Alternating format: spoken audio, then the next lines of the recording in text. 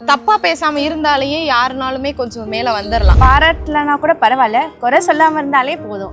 ஒருத்தர் தப்பா பேசினாலும் எதுவும் செய்ய முடியாது. சின்ன விஷயமா இருந்தாலும் அவங்கள என்கரேஜ் பண்ணாலே அவங்களுக்கு ஒரு சந்தோஷம். இப்போ பெண்கள் நிறைய இடத்துல வளர்ச்சி பெற்றுட்டு இருக்காங்க அண்ட் நிறைய துறையில சாதிச்சுட்டு வர்றாங்க.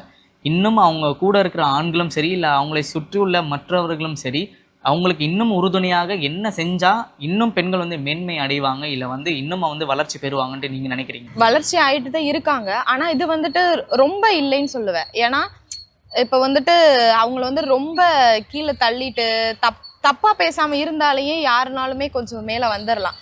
அவங்களால முடியாதனாலும் அவங்களால ஒண்ணுமே முடியாம இருக்கும். ஆனா இன்னொருத்தவங்க பண்ணும்போது அதை ரொம்ப தப்பா பேசி அவங்கள ரொம்ப கீழே தாழ்த்தி பேசுறாங்க. பாராட்டலனா கூட பரவாயில்ல, குறை சொல்லாம இருந்தாலே போதும். அதுவே எங்களுக்கு சந்தோஷமா இருக்கும். பெண்களுக்கு வீட்டில் இருக்கிறவங்க சுற்றி இருக்கிறவங்களாம் சப்போர்ட் பண்ணாதான் அவங்களால முன்னேற முடியும். ஒருத்தர் தப்பா பேசினாலும் எதுவும் செய்ய முடியாது. அவங்களுக்கு கூட இருக்கிறவங்களும் சரி, பேரண்ட்ஸும் சரி, அக்கா தங்கச்சிங்க, அண்ணன் தம்பி எல்லாருமே சப்போர்ட் பண்ணணும். கல்யாணம் ஆனவங்களா இருந்தால் புருஷன் சப்போர்ட் பண்ணணும். அப்போ தான் அவங்களால முன்னேற முடியும், இல்லைன்னா முன்னேற முடியாதுப்பா. அதான் ஒரு சின்ன விஷயமா இருந்தாலும் அவங்கள என்கரேஜ் பண்ணாலே அவங்களுக்கு ஒரு சந்தோஷம். அவங்க அடுத்த கட்டத்துக்கு போகிறதுக்கு அது ஒரு தன்னம்பிக்கையாக இருக்கும்.